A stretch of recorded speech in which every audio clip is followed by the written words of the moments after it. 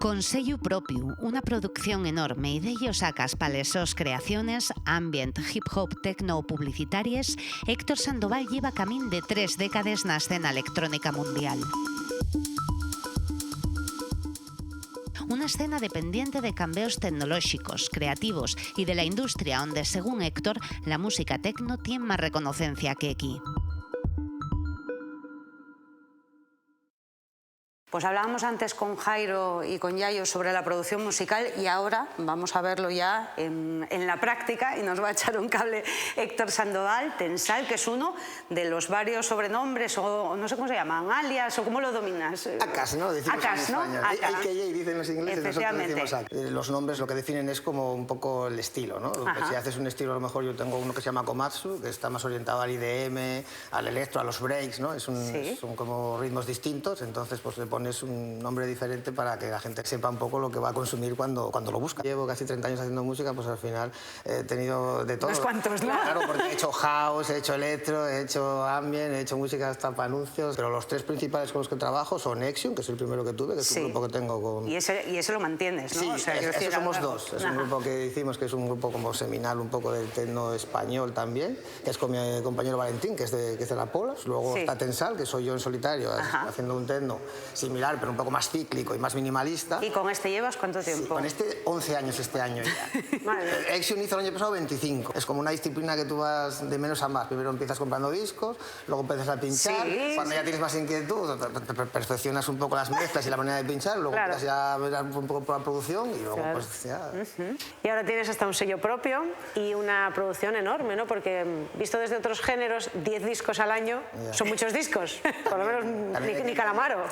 Que mis discos tampoco son discos largos, ¿no? No son EPs, son discos de DJ en su mayoría. Entonces son discos que tienen 4 cortes, a veces 2, incluso a veces 1 solamente. O un disco en un varios artists que sale un corte mío, para mí ya es un disco. Ah, o sea, que cuentas como Cada uno que meto en la estantería, para mí es un disco. No sé cuántos tengo, porque dejé de contar hace unos años. Cuando llegué como cerca de 300 ya dejé de contar. Qué bárbaro. Pero álbumes, por ejemplo, de 8 o 9 canciones, pues a lo mejor hago uno cada 2 años o por ahí. De todo ese camino, por ejemplo, es muy destacado también el trabajo que hicisteis Óscar Mulero y tú desde Paul Group, ¿no? Que venía a ser algo así como montar al principio un sello, pero que luego ya creció muchísimo más, ¿no? Fue una plataforma muy grande. En realidad éramos 4. ¿Erais 4? Los que empezamos, que eran Cristian Gunsch y Rico y Exium y Óscar. Y era más o menos así, ¿no? O sea, con la idea un poco de aunar ahí... Para sacar un poco nuestro material y también para descubrir talentos nuevos, ya buscar gente que nos encajara para el sello. Sí, exactamente, la R. Y entonces era un poco lo que hacíamos. Y entre todos pues decidíamos un poco las cosas, aunque bueno. Y de todos estos géneros que comentabas antes, o sea, tú has hecho y haces ambient, ¿no? Hip hop has hecho también, techno... Por ejemplo, ¿ves? Por ejemplo, bandas sonoras también, música para publicidad también, de todo tal. Y de todos los géneros que tocas, ¿con cuál estás tú más...? Komatsu es mi bebé favorito, sí. ¿Y en qué consiste? Cuéntanos eso. Komatsu, bueno, casi siempre que vengo a tocar aquí a Gijón al LED Festival o tal, Komatsu es como mi parte así más musical también, ¿no? Más íntima, más... Es como una cosa abierta, pero que en la que siempre, digamos, como que he visto canciones con ritmos distintos y tal. Pero lo que predomina en Komatsu siempre son las canciones. Y como de dependiente es también toda la escena electrónica de las novedades, no solo hablo de las creativas, también hablo de cómo se va organizando un poco toda la industria, porque también lo mismo, llevado a otros géneros como el pop, el rock, sacar un disco ahora no tiene nada que ver a sacar un disco hace 25 años, ¿no? No sé si también en la electrónica se nota, digamos, todos estos cambios tecnológicos de la industria, creativos también. Todo nos afecta exactamente de la misma manera que cualquiera que fabrique discos. Ahora, por ejemplo, hacer discos esto es muy caro porque con todas las cosas que hay geopolíticas en el mundo, pues el plástico y el petróleo está muy caro y ha subido como un 40% a hacerlo. Luego también nosotros la música que hacemos, en concreto la música electrónica, va directamente ligada a la evolución tecnológica. Entonces cualquier evolución tecnológica que haya, lo primero que lo aplica siempre es el underground de la electrónica. Luego ya vienen... pues los grandes, antes Madonna, ahora Lady Gaga o tal, y ya cogen y se lo apropian y tal, pero al final... Siempre es la misma historia. Sí. Vosotros que andáis de acá para allá, que trabajáis muchísimo a nivel internacional, ¿os sentís así reconocidos dentro de casa? Puedes meter caña, Dale, no pasa nada. El tecno, yo que tengo la suerte de ir a trabajar mucho a Alemania o a otros países, y a ver, tienes una envidia sana porque en Alemania, por ejemplo, es patrimonio cultural. De hecho, está ligado directamente al desarrollo, a la caída del muro y al desarrollo de la sociedad en Europa. Así de claro, casi toda la gente que hoy en día tiene un cargo de responsabilidad, pues en su día iba a las fiestas de tecno, iba tal, o sea, tiene ese nexo y esa consideración. Claro, nada más lejos que aquí, claro, que al final siempre ha estado criminalizado, en concreto el tecno o la música que yo represento. También es verdad que las cosas, bueno, yo llevo esperando que cambien 25 años y nunca acaban de cambiar, pero bueno, mira, estamos aquí hoy, por ejemplo, ¿no? Pues efectivamente. Ya es algo, al final acabarán entrando un poco por ahí, porque esto al final es una cultura, no es otra cosa más que eso. Bueno, pues es un gran momento para empezar a divulgar aquí. Vamos a ver qué nos enseñas. Venga, a ver. ¿Cómo se nos da? ¿Cómo se nos da? A ver. Vamos a lanzar una secuencia, por ejemplo, con este sintetizador, que podemos ir modulando por aquí un poquito.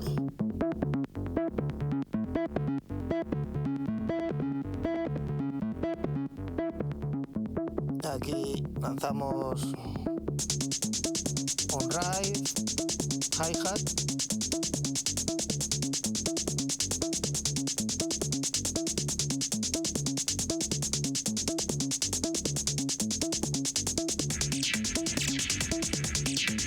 Vas como añadiendo capas, claro, ¿no? Vamos añadiendo más capas por aquí. Aquí tenemos como una base, tenemos el bombo, aquí más ride.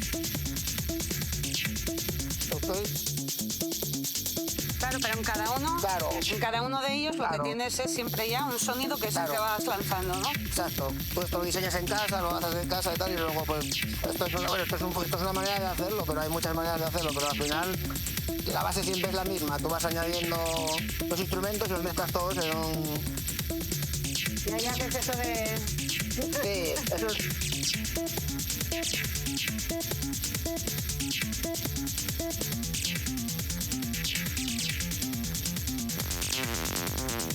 Ahí vas cambiando el propio sonido, la oscilación. Claro, aquí cambias el banco, por ejemplo. Sí.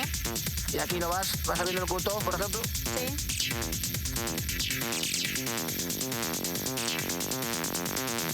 Y ahí haces un poco así.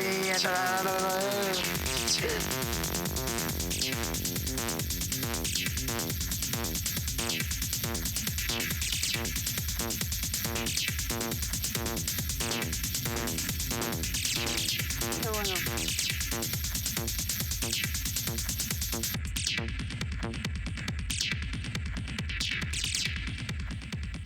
Y ya está. Oh, muy bien. Y ya está como si fuera sencillo. Bueno, hombre, a ver. Una pequeña... Así, 4 partes tampoco... Clase práctica, Héctor. Muchas gracias. ¿Con qué vamos a cerrar? La verdad que no tengo nada específicamente preparado. Voy a ir soltando ahí unas cuantas pistas. ¿No? Bien. Sí, voy a ver lo que sale.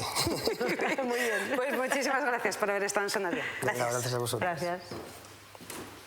Ya pasas.